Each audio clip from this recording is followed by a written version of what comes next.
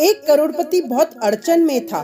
करोड़ों का घाटा लगा था और सारे जीवन की मेहनत डूबने के करीब थी। नौका डगमगा रही थी। कभी मंदिर नहीं गया था, कभी प्रार्थना भी न की थी। फुर्सत ही नहीं मिली पूजा के लिए।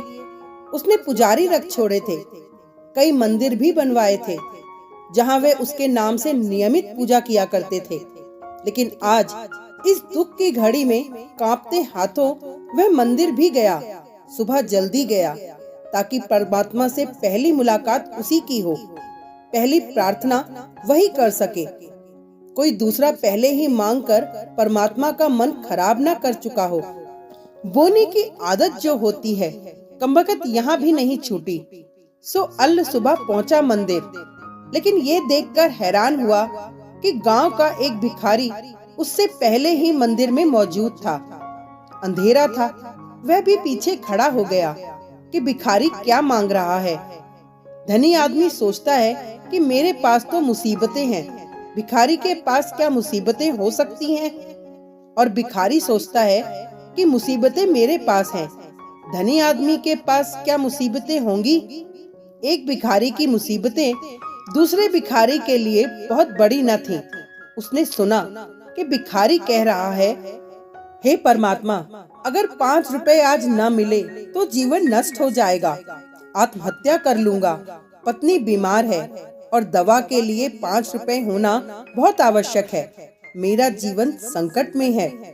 अमीर आदमी ने यह सुना और वह भिखारी बंद ही नहीं हो रहा है, कहे जा रहा है और प्रार्थना जारी है।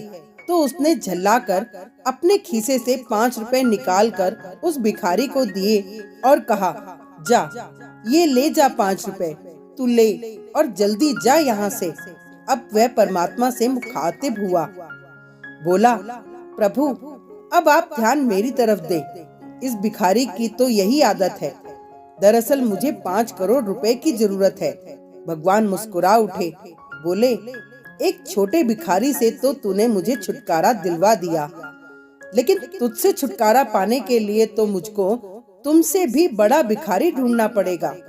तुम सब लोग यहाँ केवल कुछ ना कुछ मांगने ही आते हो, कभी मेरी जरूरत का भी ख्याल आया है? धनी आश्चर्यचकित हुआ, बोला, प्रभु आपको क्या चाहिए? भगवान बोले, प्रेम। मैं भाव का भूखा हूँ, मुझे निस्वार्थ प्रेम व समर्पित भक्त प्रिय है। कभी इस भाव से मुझ तक आओ, फिर तुम्हें कुछ मांगने की आवश्यकता ही नहीं पड़ेगी। Thank you.